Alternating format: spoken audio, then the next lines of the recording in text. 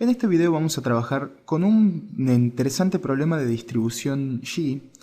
En el problema nos dice que nosotros queremos comprar un restaurante y que hablamos con el dueño acerca de cuánta gente va al establecimiento y nos entrega la siguiente tabla en el que tenemos los distintos días de la semana: lunes, martes, miércoles, jueves, viernes y sábado. Se ve que el domingo descansa.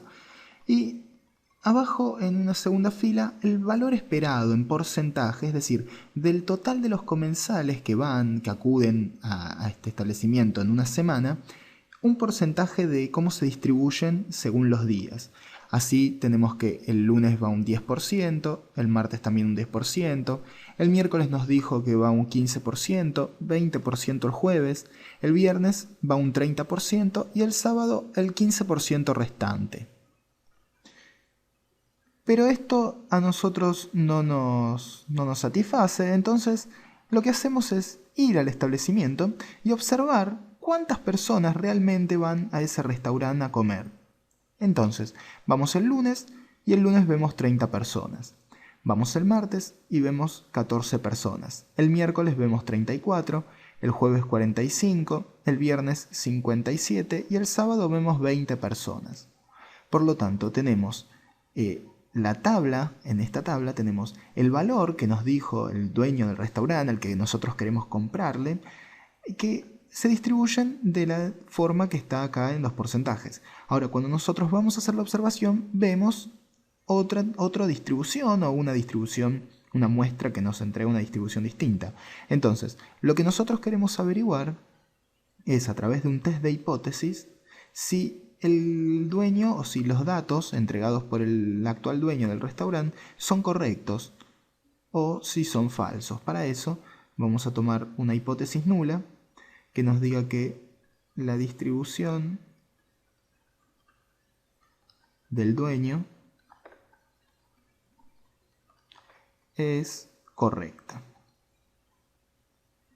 De esta forma, nosotros estaríamos intentando rechazar esta hipótesis para asumir, o mejor dicho, queremos rechazar esta hipótesis en favor de nuestra hipótesis alternativa que dice que la distribución del dueño no es correcta. Entonces la distribución del dueño no es correcta. Para esto vamos a trabajar con un nivel de significación alfa de 0,05, es decir, del 5%. Acto seguido, lo que vamos a hacer es asumimos la hipótesis nula. Al asumir la hipótesis nula, bueno, vamos a tener que trabajar con los datos que nos da el dueño del local, pero para eso vamos a trabajar un poco más con esta tabla. Fíjense que la cantidad de personas que fueron a este restaurante en la semana son 30 más 14 más 34, 30 más 14, 44, más 34, 38, 68, más 20, 68 más 20 son 88, más 45 más 57 son 200 personas. En total, 200 personas asistieron al restaurante en una semana. Entonces, en una tercera fila nosotros vamos a anotar la observación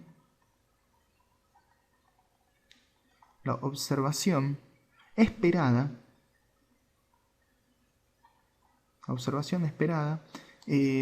para el dueño, o la observación esperada, es decir, según los porcentajes que nos entregaron, cómo tendría que ser realmente la observación que nosotros tuvimos. Por lo tanto, para eso vamos a tener que averiguar cuánto sería el 10% de 20, es decir, el 10% de 20, de 200, perdón, el 10% de 200 para el martes, el 15% de 200 para el miércoles, el 20% de 200 para el jueves, el 30% de 200 para el viernes y el 15% de 200 para el sábado.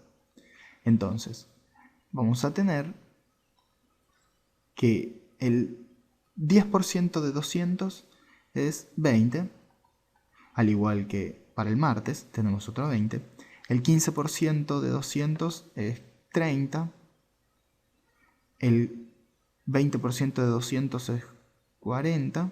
Tenemos 60 comensales que tendrían que ir el viernes y otros 30 comensales que tendrían que ir el sábado. Es decir, que si nosotros respetamos, o si el dueño de este restaurante estuviera en lo correcto al decirnos que esta es la distribución de los comensales que asisten al restaurante durante una semana, la observación que nosotros tendríamos que haber hecho es la siguiente: 20, 20, 30, 40, 60 y 30. Y así sí estaría el dueño en lo correcto. Veamos entonces. Si con estos datos nosotros queremos averiguar... Voy a borrar esto. Vamos a borrar acá. Si con estos datos de la observación esperada nosotros quisiéramos averiguar una estadística y cuadrado, vamos a escribirlo, una estadística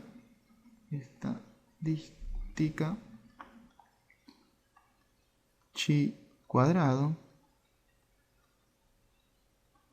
que esto es igual a la variable aleatoria x al cuadrado, tendríamos que hacer la diferencia entre los valores que observamos en cada día y lo que tendríamos que haber observado. Es decir, tendríamos que hacer para el lunes, por ejemplo, 30 menos 20 al cuadrado. La diferencia entre lo que observamos realmente y lo que tendríamos que haber observado.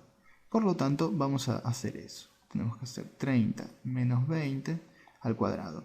Y esto lo vamos a expresar en función de lo que tendríamos que haber esperado, es decir, lo vamos a dividir por el mismo valor de 20. A esto le vamos a sumar 14 menos 20 al cuadrado sobre 20 más 34 menos 30 al cuadrado sobre 30 más 45 menos 40 al cuadrado sobre 40. Entonces tenemos lunes, martes, miércoles, jueves, más, sigo acá abajo, más 57 menos 60 al cuadrado sobre 60. Y por último, a esto le sumamos 20 menos 30 al cuadrado sobre 30, respectivo al día sábado. Ahora realizamos todas estas operaciones. Vamos a borrar acá que había quedado de antes. Y nos queda lo siguiente. El primer término es 30 menos 20, 10. 10 al cuadrado, 100. 100 sobre 20. Más 14 menos 20 es menos 6. 6 al cuadrado es 36. 36 sobre 20. Más... nos queda 16 sobre 30 más 25 sobre 40 más 57 menos 60 es 3, menos 3 al cuadrado es 9, 9 sobre 60. Y por último tenemos otra vez 100 sobre 30 en este caso. Y al sumar todas estas fracciones obtenemos el valor 11,44. Es decir, que este valor es nuestro valor crítico. Nosotros tenemos que averiguar la probabilidad de obtener este valor crítico dentro de una tabla de valores y.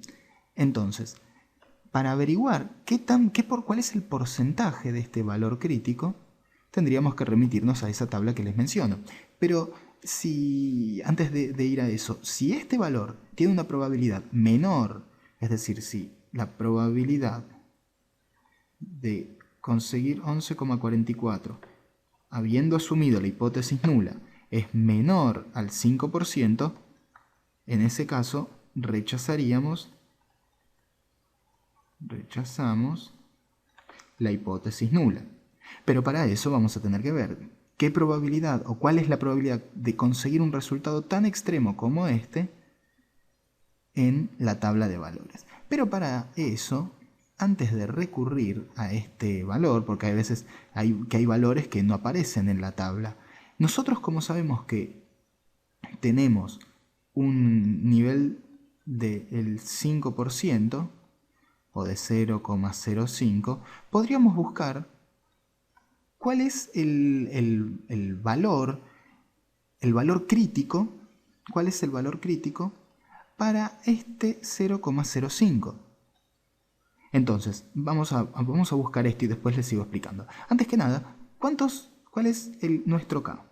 ¿Cuál es nuestro K? ¿Cuántos grados de libertad tenemos? Grados de libertad.